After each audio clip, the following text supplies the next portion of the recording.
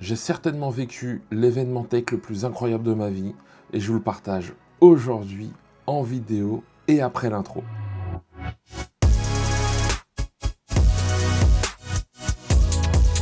Bonjour et bienvenue sur la chaîne Les Tests de Cyril. Ici on parle de tech audio, photo, vidéo, d'Apple aussi.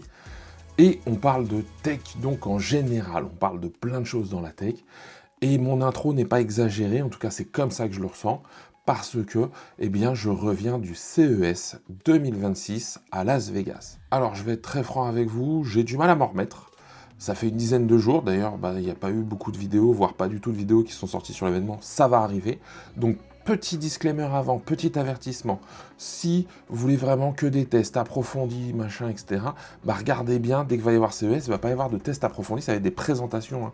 J'ai pas pu prendre en main, tester longuement, etc. Il y a des choses qui vont en découler dans les semaines à venir, mais là, ça va être quelques vidéos de présentation, soit de stand, soit de marque, soit global. D'ailleurs, aujourd'hui, ça va être une vidéo un peu globale sur une grosse partie de ce que je peux vous montrer et de ce que j'ai vécu. C'est un salon qui est démesuré. Alors, c'est à Las Vegas, donc déjà une ville qui brille par sa démesure. C'est très grand. J'espère ne pas dire de bêtises, mais c'est plus de 240 000 m², mais ça je vais en parler après. C'est 140 à 150 000 visiteurs, dont 7 000 médias. Moi j'étais considéré dedans, donc ça inclut les youtubeurs, ce genre de choses, hein, mais donc 7 000 médias. C'est plus de 4 100 exposants.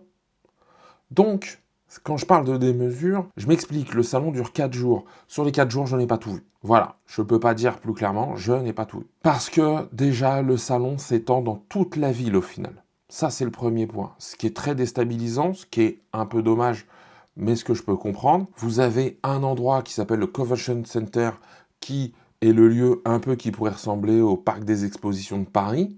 D'accord? Donc là où on va à Porte de Versailles. Donc là, il y a des grands bâtiments qui sont faits pour recevoir, mais à l'intérieur des hôtels, vous avez des grands halls. Mais quand je parle de grands halls, je rigole pas, hein, c'est vraiment énorme. Des grands halls qui sont là pour accueillir aussi ce type d'événement. Et je prends, et c'est pas très loin, mais ça fait quand même un petit bout à pied et en transport aussi, eh bien vous avez le Venetian, c'est un hôtel, et en bas du Venetian, eh bien vous avez des grands halls d'exposition, où là il y a une grosse partie encore du salon. Et ensuite, vous avez dans d'autres hôtels, soit des événements, soit des marques qui ont créé leur propre événement ou leur propre stand à l'intérieur de ces hôtels. Je prends par exemple Samsung, qui avait réservé différentes grandes salles au Wynn, donc c'est un autre hôtel, entre le Venetian et le Convention Center. Mais si je prends, il y avait encore des événements plus bas dans Las Vegas, et donc si on choisit pas, ce qui était mon cas, j'ai pas choisi, on se perd un petit peu ou on se perd du temps à aller d'un endroit à un autre. Maintenant, l'idée, c'est de vous partager bien évidemment ce que j'ai pu y voir. Alors cette vidéo va être longue, je vous conseille de tout regarder bien évidemment, parce qu'il y a plein de petites pépites à aller retrouver à droite à gauche. Elle est chapitrée, donc s'il y a des passages que vous intéressent plus, vous pouvez aller regarder. Donc vous allez voir, j'ai fait des chapitres par catégorie. Maintenant, on y va, c'est parti. Alors la première chose dont je veux parler, c'est la démesure. Je vous en ai parlé concernant Las Vegas, mais il faut savoir que ce centre de convention, c'est le plus grand des États-Unis. Donc là, on le voit, hein, moi là, je suis devant un panneau. Alors c'est un panneau, non, c'est un écran énorme. Et là, vous allez voir, on va être au premier jour. L'entrée, regardez, c'est une fourmilière. Alors derrière, comme c'est assez grand, ça va, mais quand même, regardez, ça c'est des plans qui ont été tournés par le CES, hein, je le dis, mais encore une fois, ça n'arrête pas. Il y a des groupes, ça avance, ça va, ça rentre, ça sort, et dans tous les lieux. Là, ça c'est un hall dans le Venetian. Regardez, on est sous un hôtel, regardez la taille. Là, on va passer au Convention Center. Là, c'est pareil, hein, des allées, c'est large, hein, c'est pas des allées où on passe à 3, hein, c'est des allées où on passe à 15. C'est incroyable, c'est que pour vous montrer l'immensité, maintenant on va rentrer dans le vif du sujet. Une partie que je voulais aborder, ce sont les voitures électriques, parce que bon, en France, on connaît les grandes marques qui développent leurs propres modèles, on commence à bien connaître Tesla, il y a d'autres marques comme BYD qui arrivent, mais il y en a plein d'autres qui existent. Alors, sur le CES, on a des marques comme Lucid, marque assez bien implantée, assez connue, outre-Atlantique. Mais il n'y a pas que Lucid, il y a aussi beaucoup d'autres marques. Bien évidemment, on se rend compte du niveau de finition, il y a des écrans partout, c'est assez impressionnant. Il y a des voitures de Xiaomi. Oui, Xiaomi, on les connaît pour le smartphone, beaucoup moins pour les voitures. En tout cas chez nous, et ben, il y a la voiture Xiaomi, en voici un exemple. C'est quand même pas mal. J'étais impressionné par la qualité de finition, en tout cas au premier abord. Les bruits sont bien maîtrisés. Encore une fois, après, il y a des modèles qu'on ne connaît pas et franchement, il y a des trucs là comme ce SUV qui est assez impressionnant, encore une fois, dans sa partie finition, dans la partie aussi voyage. Il y a des prototypes, des concept cars qui devraient arriver. Là, on est chez Cosmera. Regardez-moi ces phares en nid d'abeille. C'est quelque chose là où on se dit on va manger la route et ça c'est leur deuxième modèle. Alors on ne pouvait pas voir l'intérieur, mais encore une fois, c'est très très beau, c'est assez impressionnant. Et il y a toute une partie sur la voiture avec la conduite autonome. Là on est chez Waymo, ce sont des taxis autonomes. Alors on n'en a pas beaucoup vu à Las Vegas, ça on en voit pas mal à Los Angeles d'après ce que j'ai pu comprendre. Mais il y a aussi d'autres marques. Une autre marque, eh bien, c'est Zoox. Et alors Zoox, par contre, à Las Vegas, eh bien, on en a vu pas mal. Ce que je veux dire par là, c'est que, eh bien, des Zoox comme ça, on en a vu qui roulaient. Moi, à un moment, dans notre hôtel, il y en a vu 4 les uns à la suite des autres, et sur la route. Bah, ça roule pas mal du tout, hein, encore une fois. C'est assez rapide. C'est pas un truc qui a l'air de balbutier. Et pareil, on commande son robot taxi directement avec une application. Bien évidemment, il y a plein de concept cars aussi. Là, les marques montrent tout leur savoir-faire. C'est encore une fois assez impressionnant et très futuriste, que ce soit dans la conduite autonome ou avec les modèles qu'on n'a pas l'habitude de voir en France. Et puisqu'on est dans la mobilité, bah forcément, il y a des vélos électriques, des trottinettes, des motos électriques, motocross, moto classique. L'électrique se met partout. Là, on est chez Segway. Il y a bien évidemment d'autres choses, et là on va encore plus loin. Là on va sur une autre marque avec un style plus rétro, et derrière, eh bien, on va encore plus loin parce qu'il y a des camping-cars électriques. Et ce camping-car, eh ben, franchement, le Evotrex PG5, c'est assez impressionnant. C'est bien pensé, bien évidemment. Là, on va sur un autre modèle, le California d'assez futur. Là, c'est pareil, hein, très futuriste, qui se déploie. En plus, avec un poste de pilotage hyper épuré, donc dans le style vraiment électrique, hein, regardez ça. Il y a vraiment de quoi faire. On peut aller sur des domaines plus de l'agriculture. Pareil, hein, agriculture avec des éléments autonomes. On va sur du très gros. Quand je vous dis que ce salon est démesuré, bah là, on a une énorme moissonneuse-batteuse. On va aussi sur les chantiers avec Caterpillar, propulsé et accéléré par Nvidia. On a des Bobcat, ceux qui connaissent, c'est les petits trucs là qu'on a parfois chez nous, ces tout petits trucs, et bah là, ceux-là sont stylés à mort, ils sont pas jaunes, enfin voilà, il y a vraiment des grands trucs. Et aussi dans la mobilité, eh ben, on a des produits beaucoup plus petits, bien évidemment. Là, c'est un caddie, il vous accompagne partout, avec votre sac de golf. Assez drôle de voir comment ça fonctionne. Alors encore une fois, c'est beaucoup de démos, et si on va dans la demi-mesure et on continue, bah, on a les bateaux carrément. Voilà. Hein. Donc on vend son bateau, mais pareil, le bateau bah, évolue. Est-ce qu'on a le poste de pilotage à l'ancienne? Bah non, aujourd'hui il y a des écrans partout, on s'y retrouve plus facilement, il y a de l'assistance, c'est quelque chose qui est assez grandiose. Encore une fois, la base reste la même, mais on arrive, alors moi j'ai pas demandé les prix, mais on arrive à des trucs quand même assez impressionnants. Et pour compléter, bah pourquoi pas aussi équiper les forces de l'ordre, ce genre de choses. Là, c'est un camion de pompier, pareil, automatisé, contrôlable de la cabine. Ça peut permettre peut-être un déploiement et une précision plus accrue. C'est, encore une fois, je le dis, très impressionnant. Et dans ce monde de la mobilité, bah là, on était sur la mer, et bien maintenant, on va passer dans les airs. Et donc là, vous avez des mini-drones, des trucs comme ça. Alors moi, j'ai pas du tout confiance, hein, je le dis, je l'ai pas vu voler. Plein de petits moteurs. Je me dis, bon, ouais, mais ça dépend à quelle hauteur je suis si je me casse la figure. Là, c'est pareil. Je pense qu'il faut avoir confiance, mais quand même, il y a plein de trucs où, vous voyez, c'est à côté des vélos électriques, des mobilettes électriques, et on voit qu'on va pouvoir décoller. Il y a des modèles petits pour une, deux personnes. Il y a des modèles plus grands. Là, déjà, on commence à être sur quelque chose d'un peu plus balèze. Décollage vertical, et après, on avance. Donc, pourquoi pas demain avoir des taxis comme ça. Des modèles qui ressemblent peut-être un peu plus à des ULM, ce genre de choses, mais toujours avec ce côté un peu drone. Donc, c'est assez impressionnant. Maintenant, on va passer à la partie jeu. Alors, la partie jeu, bah, il y a plein de choses à dire. Là, on est sur des flippers. Le flipper, c'est ancien. Mais le flipper, qui est quasiment un jeu vidéo, parce que là, devant, vous avez des tablettes avec écran, limite un ordinateur intégré. Il y a toute la partie flipper qui reste la même. Mais après, vous avez plus de boutons, vous avez plus de choses qui sont développées. Et franchement, bah, ça me donnerait envie de m'y remettre au flipper. Bien évidemment, on peut aller plus loin. On a des choses comme du rétro gaming avec des consoles, des manettes. On va en parler juste après. Sur les manettes, il y a un choix énorme. Là, on est chez 8BitDo. J'en ai une juste là, avec laquelle je peux jouer parfois. On a d'autres marques, bien évidemment, comme GameSire.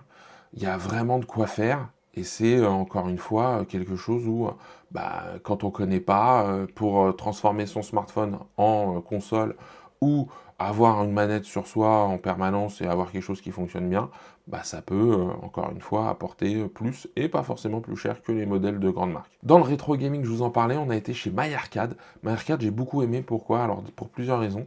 Déjà, des formats complètement différents, des trucs qui peuvent être limite format porte-clés à des mini-bornes d'arcade, voire à des bornes d'arcade un peu plus grosses, mais toujours à des prix contenus, donc ça j'ai bien aimé, et surtout avec des grandes licences qui sont acquises, donc là c'est pas le truc où on va dépouiller les développeurs, eux c'est pour ça que parfois ça met un peu de temps, mais ces petites bornes d'arcade là c'est extraordinaire, c'est du rétro gaming, j'ai beaucoup aimé, il y a certaines bornes sur lesquelles on va jusqu'à 200 jeux, il y a plein de produits à venir.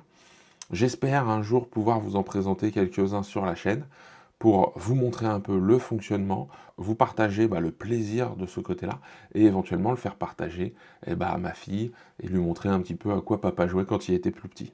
Bien évidemment, si on parle de jeu, on parle de clavier, clavier gamer, clavier mécanique. Là, je suis chez Nufi. Nufi, il y a certains claviers, le son est fou. Et je l'ai trouvé fou dans un salon, donc à l'intérieur, je trouve ça très bien. Et ils font des formats de clavier français. Donc ça peut être intéressant à les regarder. Il y a bien sûr d'autres marques, il y en a plein des claviers. Encore une fois, ce salon, il est énorme et rempli de stands, donc on a pour tous les goûts. Chacun va y trouver ce qu'il aime, ce qu'il apprécie. Aussi, on va trouver des consoles portatives. On connaît les ROG Ally, ce genre de choses, les Steam Deck. Là, vous voyez, je suis sur une autre marque. Alors peut-être que ce sera plus abordable. On peut transformer son smartphone, sa tablette. On peut avoir des choses tout intégrées. Mais c'est hyper prenant. Et si on va plus loin, après on a les simulateurs. Alors des simulateurs à 3 écrans. On peut jouer au golf. Ça, c'est un exemple, je crois, chez iSense. On a des gilets avec retour haptique pour sentir les balles quand on joue à un FPS. On peut aussi sentir les vibrations quand on est en train de conduire. Mon frère a testé, il a trouvé ça génial. Et encore une fois, là, on est sur des prix qui tournent aux alentours des 250 $ jusqu'à 500 $. Donc, pas trop excessif encore.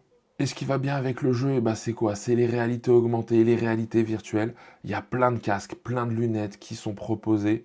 C'est assez impressionnant, franchement j'en ai vu beaucoup. Il y a des lunettes qui peuvent ressembler aux Ray-Ban Meta, il y en a qui vont aller plus loin, c'est-à-dire qui vont mettre des petits écrans à l'intérieur, comme les X-Real là, avec une collaboration avec ROG. Et moi je suis allé sur le stand de Pimax. Alors Pimax, on est plutôt sur du casque de réalité virtuelle, mais combiné à des jeux. Et franchement, moi j'ai testé, alors là c'est un modèle à 2000 €, mais il faut certainement, là vous voyez, il faut quand même une matériel pour le faire tourner, mais c'est assez impressionnant. Et là, vous voyez, la personne avec ses manettes fait du kayak, mais on va aller encore plus loin, parce que il y a des simulateurs, et ça c'est génial, parce que dès que vous tournez la tête, et en fait, le jeu suit, donc vous pouvez avoir une vision 360 sphérique quasiment, parce que c'est pas juste en tournant autour de vous, c'est peut-être en regardant en haut ou en bas.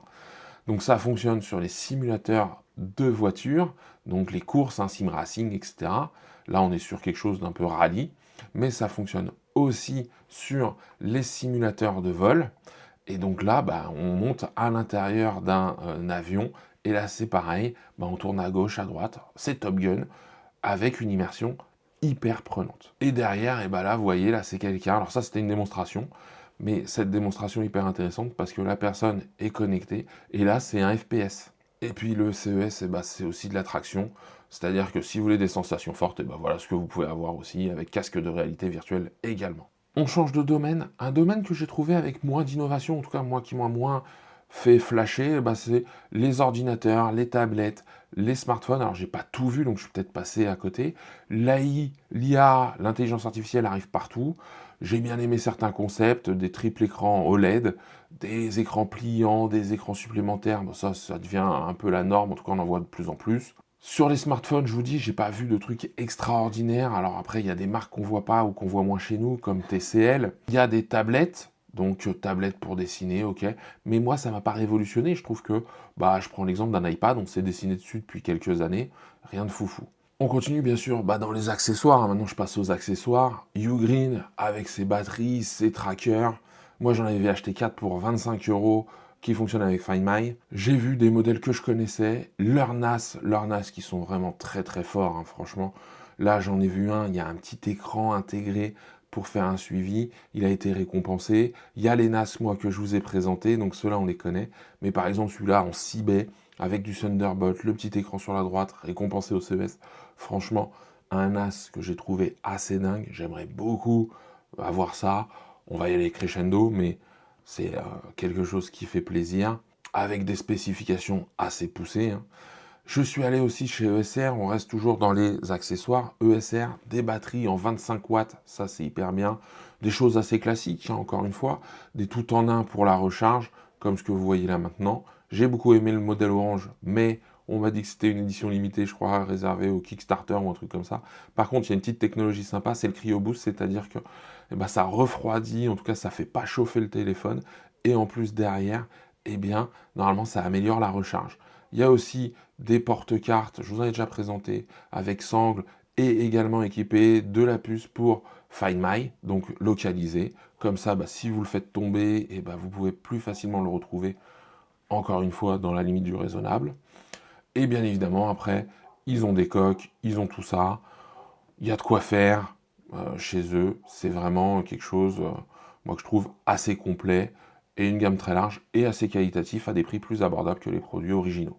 Je continue dans les accessoires. Je suis passé chez Lexar. Alors Lexar, on les connaît pour leur SSD, pour leur carte SD. Ça, c'est un modèle de déchargement d'ordinateur, parce que j'étais avec les ordinateurs, et de système de disques SSD, etc. modulables, c'est vraiment le feu. Il y a aussi tous les petits éléments qu'on va avoir, comme les SSD qui se mettent sur le smartphone. Et franchement, c'est minuscule, c'est très très bien pensé, avec tout un rig ici. Et aussi, il y a les stabilisateurs OM que je vous ai présentés. J'aurais présenté le M7, franchement très bien.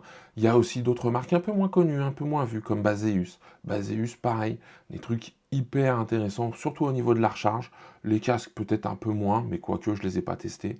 Mais au niveau de la recharge, très complet. J'ai été aussi sur le centre de Moft. Vous voyez, je vous balance plein de choses, hein, mais Moft, c'est des éléments pliables qu'on va mettre derrière. Donc, ça se met en MagSafe et à derrière, ça vous fait un petit stand qui va vous permettre de surélever, voire un mini trépied donc pour votre smartphone. Je trouvais ça super malin. Je connaissais, mais je n'avais pas vu et là, j'ai pu tester. Ils existent aussi avec des porte-cartes. Ils le font pour tablettes, ils le font pour les laptops aussi. Donc, c'est hyper large. Si ce genre de choses vous intéresse, je ne peux que vous inviter à aller voir leur site. Et une fois qu'on a parlé de smartphone, de tablette, moi je parle de création de contenu forcément. Là je suis chez Rode, une exclusivité, la Rodecaster Vidéo Core. Ça c'est tout nouveau. Ça c'est un produit qui va sortir. Ils avaient un tout petit stand, mais c'était pour les créateurs, donc c'était super sympa d'échanger avec eux. J'ai rencontré d'autres marques, un truc va arriver bientôt. Abonnez-vous à la chaîne parce que ça va être le feu, cette marque j'adore. Je suis allé chez Shox. Shox, j'ai les nouveaux écouteurs, les OpenFit Pro, avec réduction à oreille ouverte, réduction du bruit à oreille ouverte. Vous allez voir pareil, les présentations sont assez dingues aussi. Voilà, le modèle, vous le voyez en avant-première. Donc c'est hyper sympa de voir ça. Et il vous montre que c'est résistant à tout. Donc là, ils sont plongés dans l'eau, mais c'est un modèle pour les nageurs. Oui, et on peut écouter sa musique en nageant, d'après ce que j'ai compris. Il y a aussi pour les gens qui courent, bien évidemment, avec un peu moins de résistance, mais déjà à la poussière et à la transpiration. J'ai retrouvé des marques que je connais habituellement. Tozo, je vous ai déjà présenté 2-3 produits de chez eux, même 4. Ça fait plaisir de les voir sur le CES, ça veut dire que c'est quand même une marque plutôt sérieuse plutôt qu'un truc qui fait ça dans son coin. Il y a eu Maono, pareil, Maono, je vous ai présenté des produits de chez eux. Donc Maono plutôt sur l'audio, les micros, les casques, les bras, les consoles. Je suis passé devant chez Fuse Audio, alors ça c'était très bien parce que ça dénotait. Là on est vraiment sur des trucs très épurés, là on a des tourne-disques à l'ancienne. Mais alors, des tourne-disques verticaux, donc j'ai trouvé ça super marrant, des styles complètement rétro. J'avais bien aimé leur DAC pour ampli casque, pour laptop et ordinateur. Et bien là, on a quelque chose quand même qui est plutôt esthétique, en tout cas qui a une certaine esthétique. Et franchement, moi, ça a attiré mon œil et donc je suis parti regarder un peu plus près. Voilà pour l'audio. Un autre élément qui a été très présent sur le CES, c'est la santé connectée. Alors ça passe par les montres connectées, on connaît Garmin, mais il y a plein d'autres montres qui arrivent. WeThings, bien sûr, qui sont présents. On voit qu'il y a des exosquelettes également et que la santé connectée passe par le sommeil. Il y a eu plein de stands sur le sommeil connecté qui va analyser votre sommeil, qui va vous donner des indications. Et ensuite, eh bien, il y a un autre élément qui est ressorti, eh bien, ce sont les massages. Bon, que ce soit en dormant, moi je pense qu'il y en a qui ont tapé des siestes, hein. Moi je me serais mis dedans, j'aurais dormi. Et alors, il y a un autre produit que j'ai trouvé extraordinaire, c'est ces gros sièges de massage. Alors, j'ai pas les tarifs, hein, je veux même pas les savoir.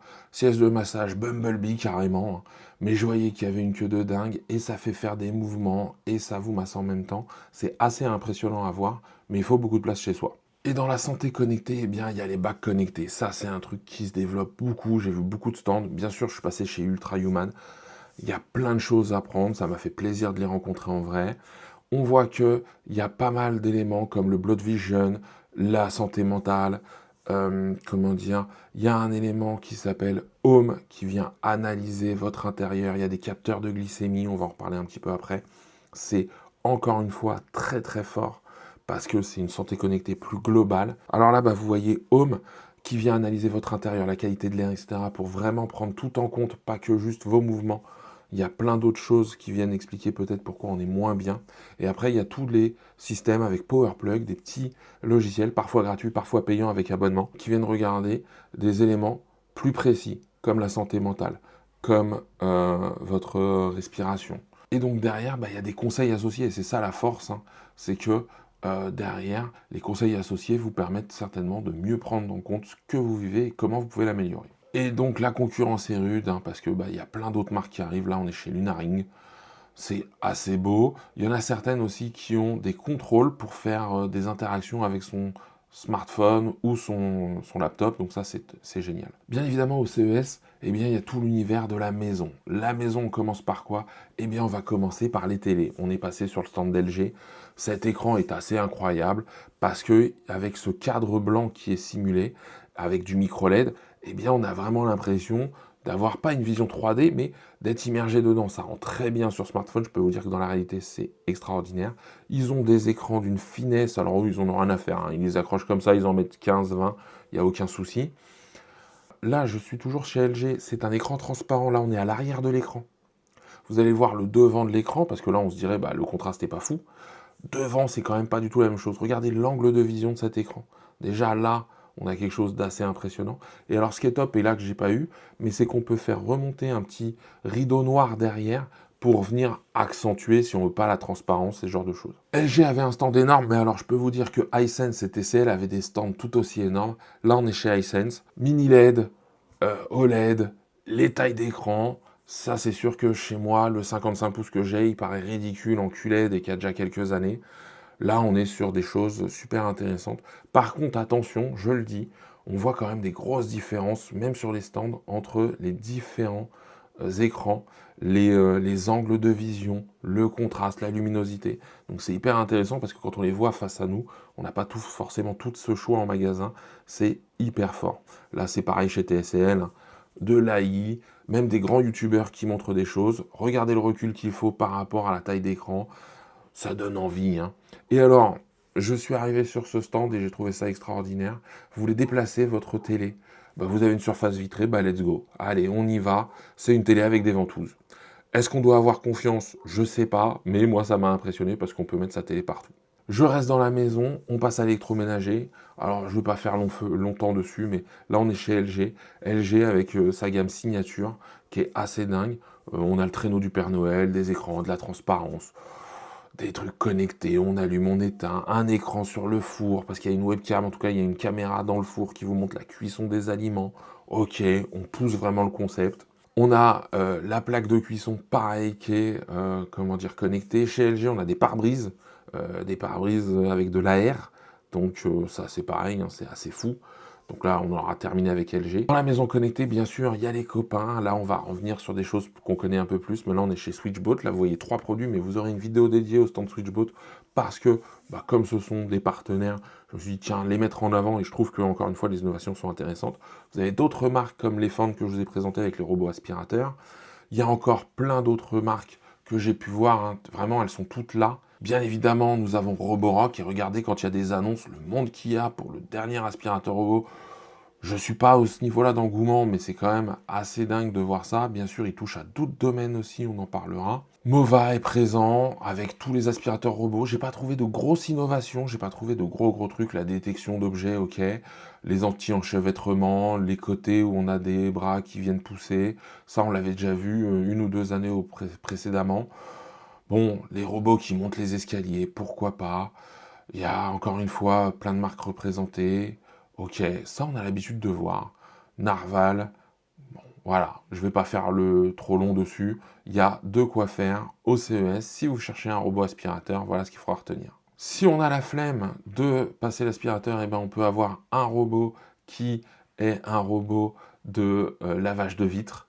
Donc ça aussi, pareil chez Mova, dernière innovation qui va bientôt sortir. Et si on veut aller soit dans le domaine industriel ou si c'est très sale chez nous, et ben il y a des modèles qu'on ne connaît pas du grand public, hein, c'est pas le petit robot qui va passer partout. Mais alors j'en ai vu un et là vous allez le voir dans pas longtemps. Lui, les crash tests, c'est pas juste 3 grains de riz et 3 grains de café, hein. Il y a de la canette, il y a des mouchoirs, des bouteilles, et bam bam bam, il ramasse, il envoie, il prend tout. C'est assez propre, hein. On est plutôt dans le domaine là des grands ensembles, des établissements recevant du public, mais c'est encore une fois assez impressionnant de le voir en action.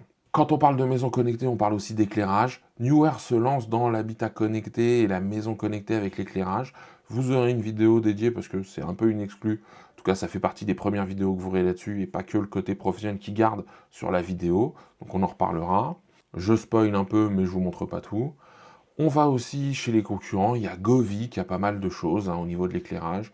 Moi, ce que j'ai bien aimé chez Govee, eh bien, c'est qu'ils avaient une petite maison qui montrait un peu tout ce qu'il y avait. Alors, c'est un peu boîte de nuit, mais c'est marrant. Il y a aussi l'équivalent, je vais être très honnête, ils m'ont dit de pas dire ça, mais d'un Ambilight. Sauf qu'il y a une webcam qui vient regarder l'écran et il y a une réponse ou d'1 milliseconde, je crois. Donc, c'est plutôt pas mal.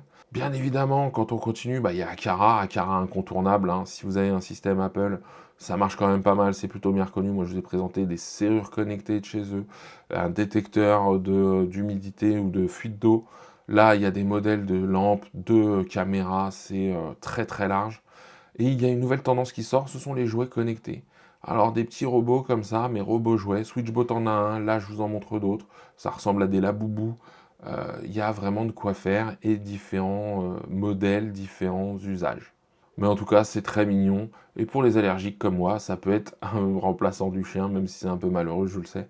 Mais parfois, on n'a pas le choix et on préfère avoir ça que rien du tout. Dans la maison connectée, on va passer à l'extérieur. Alors moi, ce que j'ai trouvé génial, ce sont les barbecues connectés. Déjà, ils sont beaux, mais alors connectés pour vraiment connaître la cuisson, régler au degré près, je trouve ça fort. On peut l'avoir de différentes versions, c'est très beau, en tout cas sur les stands c'est très beau, à voir comment ça vieillit en extérieur. Alors bien évidemment, si on est à l'extérieur et qu'on parle de jardin, eh bien on parle de tondeuse. Je suis allé essentiellement chez Mamotion parce que je les trouve excellents dans ce qu'ils proposent, dans leur vision. J'ai assisté à une petite conférence de leur part. Je vous en ferai une vidéo pour vous montrer un peu plus en détail, mais encore une fois, assez impressionné de ce qu'ils peuvent proposer avec leur modèle Luba, Yuka.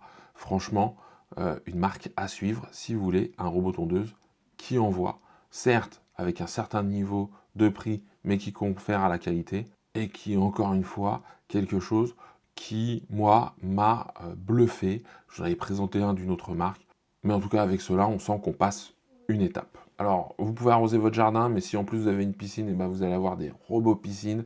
Et là-dessus, pareil, il y a de quoi faire. Hyper en propose. Et le comble de l'extérieur, eh bien, si vous avez un terrain de tennis, eh ben, vous avez des robots qui vous renvoient la balle, qui les ramassent, etc. On en reparlera parce que ça, c'est AceMate et c'est incubé par Switchbot. Et cette dernière catégorie, je voulais la mettre en dernier parce que vraiment, si vous êtes resté là, déjà bravo. Merci d'avoir suivi cette vidéo, mais ce sont les robots. Et les robots font une arrivée en force. On vient d'en voir un qui joue aux échecs. Là, c'est un petit robot. Alors, ça marche avec votre smartphone et l'iPhone. C'est Luna. Et je l'ai trouvé hyper intéressant, hyper drôle parce que elle me suit du regard, elle interagit. Je peux lui donner des actions à faire et d'envoyer un mail, etc. Le temps qu'il fait, bien évidemment. Mais on peut se balancer des trucs de l'un à l'autre. Là, ils ont une petite version un peu nomade, un peu moins développée. Mais j'ai trouvé ça hyper drôle, le compagnon quand on est seul. Luna, moi, c'est un truc que j'aimerais bien tester. Et dans la robotique, bah, on connaissait un peu ce modèle-là, et on va monter crescendo, hein, restez bien jusqu'à la fin, parce que vous allez voir que il y a les premiers robots qui arrivent chez nous. Switchbot en a annoncé un, première mondiale, commercialisation cette année. Euh, LG aussi en a proposé un. Il y en a dans les domaines industriels, ok, ça on peut le comprendre. Mais on va encore plus loin. Il y a dans le domaine industriel du nettoyage, ok. Et après il y a les robots humanoïdes. Et là, on a passé un cap, hein. On peut jouer au ping-pong contre un robot, ok. Pourquoi pas? Même si, bon, c'était très répétitif. On n'a pas eu un grand joueur de ping-pong en face, on va le dire. On est à Las Vegas, donc on a le robot croupier. D'accord. Et moi, j'ai trouvé impressionnant parce qu'il arrive à prendre une carte par une carte, donc la dextérité est quand même pas si mal que ça. Et après, on a les robots vraiment là qui vont ressembler à ce qu'on a pu voir. Alors, c'est des démos. Je suis pas sûr qu'ils soient tous en capacité à interagir à l'instant T et avoir la réactivité. Mais par contre, il y en a certains qui m'ont impressionné. Le dernier qu'on va voir, il est quand même très très fort. C'est le robot bagarreur, un kung fu, je sais pas. Parce que lui, regardez, là il a l'air tranquille, mais alors quand il est énervé et qu'il est en mode attaque, voilà les pieds qu'il vous envoie quand même. Voilà, lui j'ai pas envie de le croiser, même s'il est pas très grand, j'ai pas envie de le croiser, il peut me faire mal. Voilà, c'est la fin de cette vidéo sur le CES 2026 à Las Vegas. Je voulais vous adresser à cette fin de vidéo des remerciements, parce que c'est en partie grâce à vous, bien évidemment. Il y a moi depuis 5 ans et demi maintenant que j'ai repris la chaîne de façon très régulière, et je pensais pas que ça pourrait pu m'emmener là. Alors quand je dis m'emmener là, c'est une façon de parler, mais en tout cas de rencontrer les marques, d'avoir de plus en plus de marques, des marques de plus en plus intéressantes. J'espère avoir été le plus exhaustif possible, de vous en avoir montré beaucoup. Si vous êtes fan de tech, et voilà, dites-moi dans les commentaires quelle catégorie vous préférez, laquelle vous impressionne le plus, ça m'intéresse. Je vous donne rendez-vous très bientôt pour d'autres vidéos sur le CES, mais surtout, avant toute chose, prenez soin de vous.